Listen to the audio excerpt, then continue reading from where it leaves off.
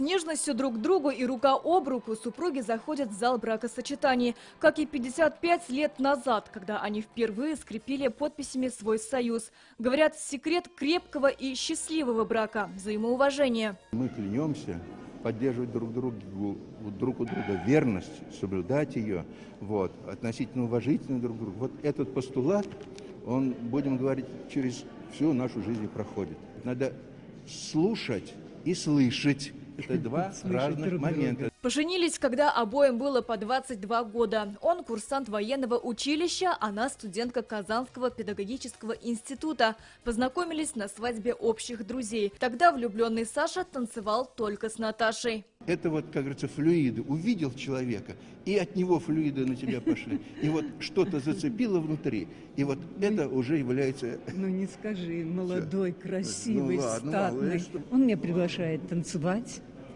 Только-только в танце, только дотронулся, и все, как током ударило. И в мыслях молвила: вот он. Александр Степанович военный, преподавал в Казанском высшем военном командно-инженерном училище ракетных войск, награжден 12 медалями вооруженных сил СССР. Наталья Петровна работала там же переводчиком в бюро военно-технической информации. Спустя 55 лет юбиляры ставят подписи в книге почетных жителей Казани.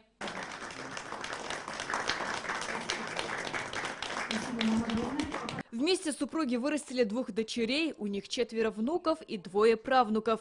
Светлана Баранова, старшая дочь, с супругом отмечает коралловую свадьбу. Это 35 лет совместной жизни. Говорят, их связала музыка. Познакомились на концерте. Он подполковник, она концертмейстер. По вечерам играют на фортепиано и поют любимые песни. Знаете, Сафроновы женятся 1 раз.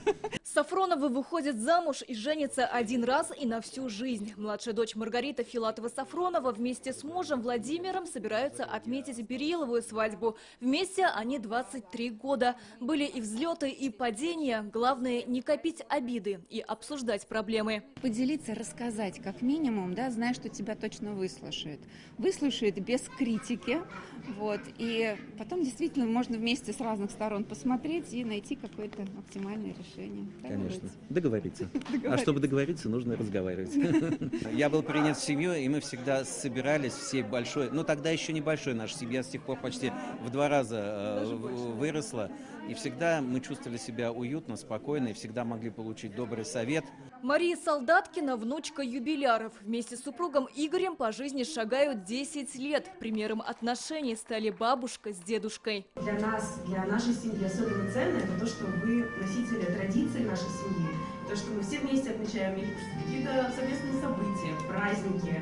Мы очень плотно, тесно общаемся каждый раз. Александр и Наталья Сафроновы обязательно отметят и 60-летие совместной жизни. И это будет уже бриллиантовая свадьба. Сирина Васильева, Данил Филатов, ТНВ, Казань.